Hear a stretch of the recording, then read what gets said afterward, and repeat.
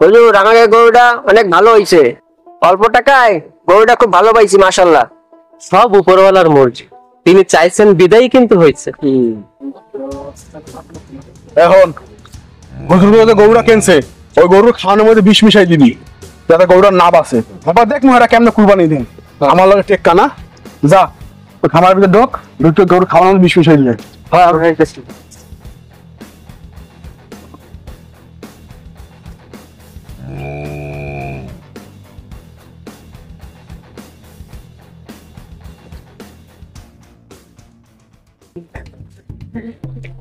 হুজুর হুজুর হুজুর, কালকে কোরবানি, আজকে আমাদের গরুটা মারা গেল। ভাই মন খারাপ করেন না, আল্লাহ হয়তো এটাই চাইছেন।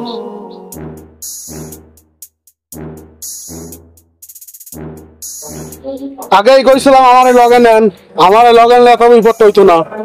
দেখেন ভাই, আমাদের নিয়ত খাঁটি ছিল আর পয়সাটাও হালাল ছিল। ইনশাআল্লাহ আল্লাহ পাক আমাদের কোরবানি ঠিকই কবুল করেছে।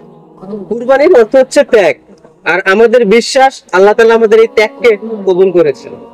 সত্যি হুজুর, আমি না জানি অনেকবার ভুল করে ফেলাইছি, আপনি আমারে ক্ষমা করে দিয়েন।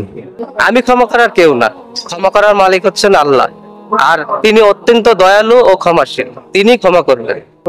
আমি আর কোনোদিন হারাম পথে ইনকাম করার চেষ্টা করব না, সৎভাবে আল্লাহ তাআলার দেয়ার নেয়ামতে চেষ্টা করব হালাল ভাবে উপার্জন করার জন্য এবং আমার পরিবারের খরচ চালানোর জন্য। আল্লাহ যেন সে তৌফিক আমাকে দেয়। আসি হুজুর, আসসালামু আলাইকুম। ওয়ালাইকুম আসসালাম। আসেন ভাইয়া।